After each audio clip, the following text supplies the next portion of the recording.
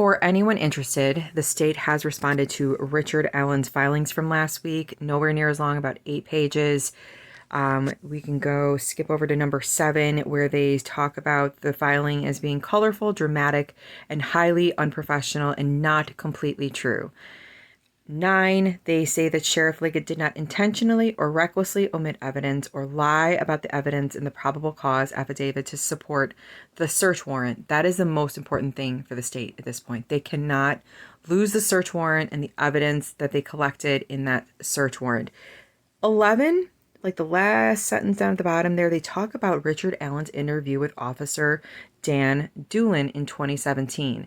You remember Officer Doolin spoke with him where Richard said, yes, I was at the bridge the day that the girls were unalived. Yes, I was wearing the clothes that meet the description. And then for 5 years, that interview just disappeared. I wonder, over those 5 years, did Officer Doolin ever think about that and wonder, man, yeah, I spoke with this guy who said he was there that day. And he said he dressed just like Bridge Guy.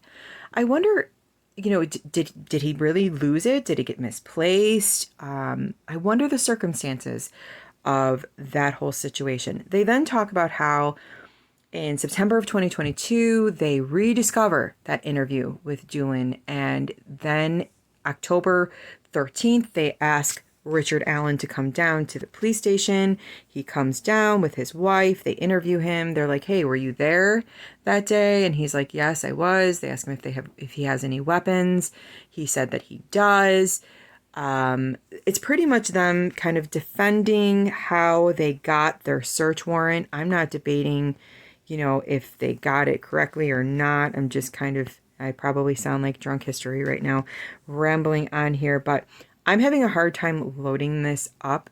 If you want to read this for yourself, just Google state's response to Richard Allen's defense on Google, and you should be able to find it and read it.